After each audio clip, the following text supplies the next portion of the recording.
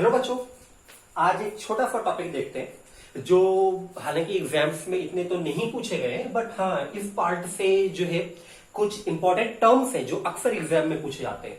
ठीक है, और ये जो पूरा क्वेश्चन होगा आज का, ये मॉलिक्यूलर बायोलॉजी में एक बहुत ही इंपॉर्टेंट टॉपिक है। ठीक है, तो देखते हैं आज का हमारा टॉपिक है स्प्लाइसिंग। ठीक है, अच्छा स्प्लाइसिंग पढ़ने के लिए थोड़ा सा पीछे जाओ और याद करो ट्रांसक्रिप्शन।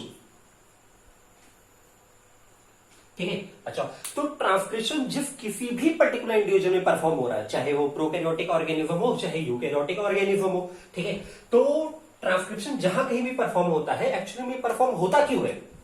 To form RNA. ठीक है, अब जो टाइप का आरएनए बनता है ट्रांसक्रिप्शन से वो एक्चुअली में कौन सा होता है? MRNA, that is messenger RNA. ठीक है, अब ये एमआरएनए जो है ये ट्रांसक्रिप्शन के थ्रू फॉर्म होगा in both type of organism, चाहे वो प्रोकैरियोटिक ऑर्गेनिज्म हो चाहे यूकैरियोटिक ऑर्गेनिज्म हो। ठीक है, अच्छा अब यही एमआरएनए जो है यही आगे जाके पार्टिसिपेट करेगा इन ट्रांसलेशन। ठीक है, अब ट्रांसलेशन क्या होता है? Formation of protein from mRNA is called as translation. ठीक है, अब ट्रांसलेशन जो है मतलब कि जो प्रोटीन की फॉर्मेशन होनी है वो प्रोकैरियोटिक और यूकैरियोटिक दोनों ही टाइप के ऑर्गेनिज्म में प्रोटीन की फॉर्मेशन होती है और होगी किसे? From RNA. ठीक है, अच्छा अब देखो यहां पे थोड़ा सा डिफरेंस है। डिफरेंस क्या है कि ये जो एमआरएनए बन रहा है, ठीक है, किसमें? प्रोकैरियोट्स में। ठीक है, प्रोकैरियोट में जो एमआरएनए बनता है ये डायरेक्ट ही पार्टिसिपेट करता है इन फॉर्मेशन ऑफ प्रोटीन, मतलब कि ये डायरेक्ट ही ट्रांसलेशन में पार्टिसिपेट कर रहा है। ठीक है, अब जो एमआरएनए यूकैरियोट्स में बन रहा है, ठीक है, ये एमआरएनए कभी भी डायरेक्ट प्रोटीन फॉर्मेशन में पार्टिसिपेट नहीं करता। ठीक है, ध्यान में रखो कि वो एमआरएनए जो ट्रांसक्रिप्शन के थ्रू फॉर्म हो रहा है इन यूकैरियोटिक ऑर्गेनिज्म, वो सारे एमआरएनए जो है वो प्रोटीन फॉर्मेशन में डायरेक्टली पार्टिसिपेट करते नहीं है। क्यों नहीं करते हैं? क्योंकि एक्चुअली में यूकैरियोटिक ऑर्गेनिजम्स में जो एमआरएनए बन रहा है वो एमआरएनए दो टाइप के जीन को कैरी करता है। कौन कौन सा? एक फंक्शनल जीन और दूसरा नॉन फंक्शनल जीन। ठीक है, जबकि प्रोकैरियोटिक ऑर्गेनिज्म में जो एमआरएनए बन रहा था वो सिर्फ और सिर्फ फंक्शनल जीन को कैरी करता है। ठीक है, इसलिए वो डायरेक्टली पार्टिसिपेट कर जाता है प्रोटीन में। ठीक है, जबकि यूकैरियोटिक ऑर्गेनिज्म में जो एमआरएनए फॉर्म हो रहा है उसमें दो अलग अलग टाइप के जीन होते हैं, इसलिए ये यूकैरियोटिक एमआरएनए जो है ये डायरेक्टली पार्टिसिपेट नहीं करता है इन फॉर्मेशन ऑफ प्रोटीन। तो ये करेगा कैसे? अब क्या होगा एक्चुअली में जो यूकैरियोटिक ऑर्गेनिजम्स में जो एमआरएनए बना हुआ है they all will undergo splicing. ठीक है, स्प्लाइसिंग होगी और अब स्प्लाइसिंग के बाद जो एमआरएनए हमें मिलेगा वो एमआरएनए अब जाके डायरेक्टली पार्टिसिपेट करेगा किसमें? ट्रांसलेशन में। ठीक है, आगे इतनी बात समझ। अच्छा अब देखो क्या है कि यहां यूकैरियोटिक ऑर्गेनिज्म थोड़ा सा एक्सेप्शन है। थोड़ा सा एक्सेप्शन कौन सा? कि कुछ एमआरएनए जो यूकैरियोट्स में बन रहे हैं, ठीक है, और वो एमआरएनए या वो जीन जो एक्चुअली में हेल्प करता है in formation of histone protein. ठीक है, याद करो हिस्टोन प्रोटीन आपने पढ़ा होगा at the time of formation of nucleosome. ठीक है, आपने क्लास 11th में साइटोलॉजी में पढ़ा होगा स्ट्रक्चर ऑफ क्रोमोसोम। ठीक है, वहां पे एक स्ट्रक्चर पढ़ा होगा न्यूक्लियोसोम का। ठीक है, तो वहां पे आपने पढ़ा होगा कि हिस्टोन प्रोटीन जो है उसके अराउंड डीएनए की क्वाइलिंग हो जाती है। ठीक है, और बहुत सारे ऐसे स्ट्रक्चर मिलकर, ठीक है, डायरेक्टली पार्टिसिपेट करते हैं किसी फॉर्मेशन ऑफ क्रोमोसोम में। ठीक है, तो अब देखो कि यूकैरियोटिक ऑर्गेनिज्म में जो जीन बन रहा है, जो एमआरएनए बन रहा है और जो हेल्प करता है in formation of histone protein, ठीक है, ये सारे जीन जो कोड करते हैं हिस्टोन प्रोटीन की फॉर्मेशन को, ये डायरेक्टली पार्टिसिपेट करते हैं ट्रांसलेशन को। ठीक है, मतलब कि ये जीन जो है जो हिस्टोन प्रोटीन को कोड करेगा, जो हिस्टोन प्रोटीन की फॉर्मेशन करेगा, वो स्प्लाइसिंग के अंडरगो नहीं होता। ठीक है, मतलब कि उसमें स्प्लाइसिंग नहीं होती है। ठीक है, वो डायरेक्टली ही पार्टिसिपेट करेगा प्रोटीन में। इसके अलावा कुछ और भी जीन होते हैं जैसे कि इंटरफेरॉन। ठीक है। इंटरफेरॉन जो है ये हम लोग पढ़ेंगे जब आप ह्यूमन हेल्थ एंड डिसीज पढ़ रहे होंगे, ठीक है, और ये हेल्प करता है इन ट्रीटमेंट ऑफ कैंसर, ठीक है। बट अभी ध्यान में रखो कि यूकैरियोटिक ऑर्गेनिजम्स में ट्रांसक्रिप्शन के बाद जो एमआरएनए बन रहा है और जो कोड कर रहे हैं for formation of histone protein और इंटरफेरॉन, ठीक है, वो स्प्लाइसिंग, उनमें स्प्लाइसिंग नहीं होती है और वो डायरेक्टली ही पार्टिसिपेट करेंगे किसमें, ट्रांसलेशन में, और प्रोटीन की फॉर्मेशन में हेल्प करेंगे, ठीक है। आगे ये बात समझ। अब देखो, तो वो सारे ही जीन है ना, वो सारे ही एमआरएनए जिनमें फंक्शनल और नॉन फंक्शनल जीन दोनों ही प्रेजेंट है, ठीक है, वो सारे ही एमआरएनए जिनमें फंक्शनल और नॉन फंक्शनल जीन दोनों ही प्रेजेंट हैं, उन्हें हम बोलते हैं नॉन स्प्लिट जीन, ठीक है। अच्छा देखो, थोड़ा सा उल्टा हो गया, क्या था कि वो एमआरएनए जो जिसमें फंक्शनल और नॉन फंक्शनल दोनों ही जीन प्रेजेंट होंगे उसे हम क्या बोलेंगे, स्प्लिट जीन,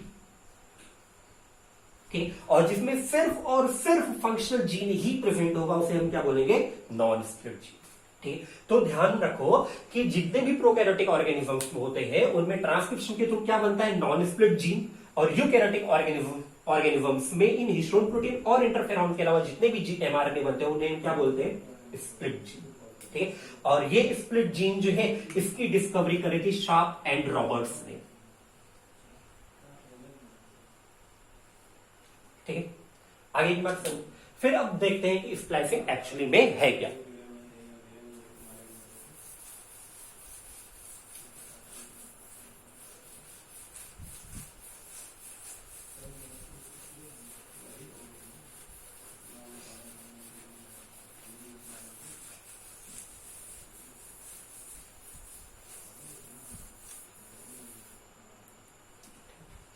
देखो, अब क्या था कि ट्रांसक्रिप्शन के बाद एमआरएनए मिला,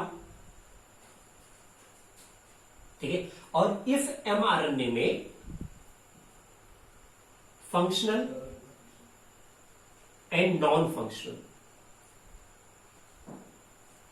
ठीक है, दोनों ही टाइप के जीन प्रेजेंट थे, या इन्हें हम कोडिंग और नॉन कोडिंग जीन भी बोलते हैं, ठीक है। और इसी वजह से हम इन्हें क्या बोल रहे थे, स्प्लिट जीन। इन्हीं का दूसरा नाम है एचएनआरएनए, ठीक है, और एचएनआरएनए का पूरा नाम है हेट्रोजीनस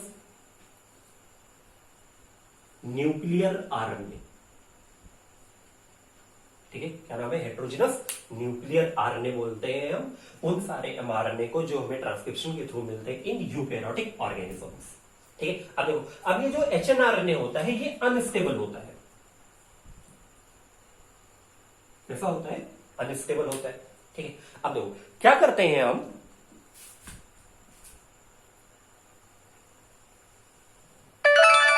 ये हमारे पास एमआरएनए जो हमें ट्रांसक्रिप्शन के थ्रू मिला था, ठीक है, ये है 5' एंड और ये है 3' एंड, ठीक। और अब इसी आरएनए पे दो अलग अलग टाइप के जीन प्रेजेंट होंगे, कौन कौन से, एक फंक्शनल जीन और दूसरा नॉन फंक्शनल जीन, ठीक है। अब जितने भी फंक्शनल जीन होते हैं उन सभी का एक नाम और है, क्या, एक्सॉन्स, और सारे ही नॉन फंक्शनल जीन को हम बोलते हैं इंट्रॉन्स, ठीक है। आगे इग्नोर सुनिए, तो जो एमआरएनए हमें मिल रहा है फ्रॉम ट्रांसक्रिप्शन वो कैसा है, अनस्टेबल आरएनए, ठीक है। अब देखो, अब हम क्या करेंगे कि ये जो एमआरएनए है, ठीक है, इसके 5' एंड पे हम ऐड करेंगे 7 मिथाइल ग्वानोसिन, ठीक है।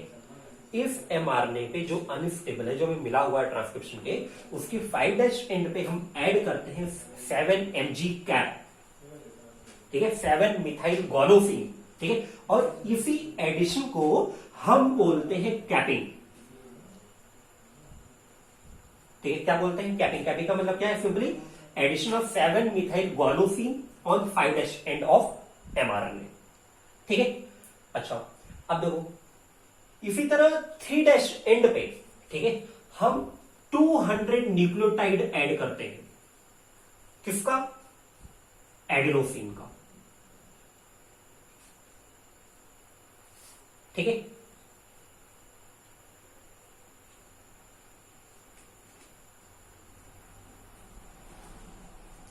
आगे समझ, हमने क्या किया, इस एमआरएनए के 5' एंड पे ऐड किया 7 मिथाइल गुआनोसिन, ठीक है, और इसे हम क्या बोल रहे हैं, कैपिंग। 3' एंड पे हमने क्या किया, 200 न्यूक्लियोटाइड ऑफ एडेनोसिन, ठीक है, और इसे हम बोलते हैं टेल।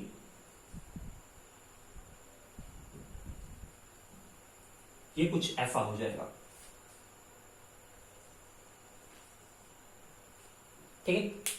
तो addition of 7 methyl guanosine is called as capping, addition of 200 nucleotide adenosine is called as tailing, ठीक है। अच्छा, इसी को, कैपिंग को हम मिथाइलेशन भी बोलते हैं।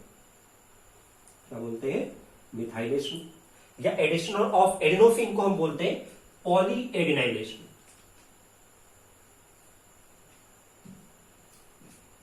आगे बात समझ, अब 7mg कैप और एडेनोसिन के ऐड होने की वजह से क्या होगा कि जिस एमआरएनए को हम अनस्टेबल बोल रहे थे, अब वो स्टेबल हो जाएगा, ठीक है। अब कैसा हो गया, वो स्टेबल हो गया, ठीक है। अब देखो, अब क्या करेंगे, इस एंजाइम को हम एक्सपोज करेंगे, किससे, राइबोन्यूक्लियस से।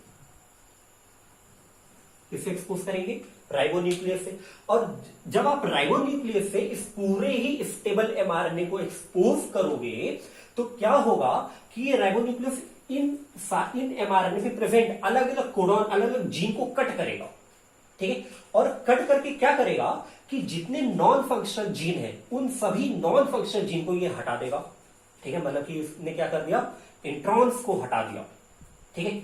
और फिर यहीं पे एक और एंजाइम ऐड करते हैं, दैट इज आरएनए लाइगेज,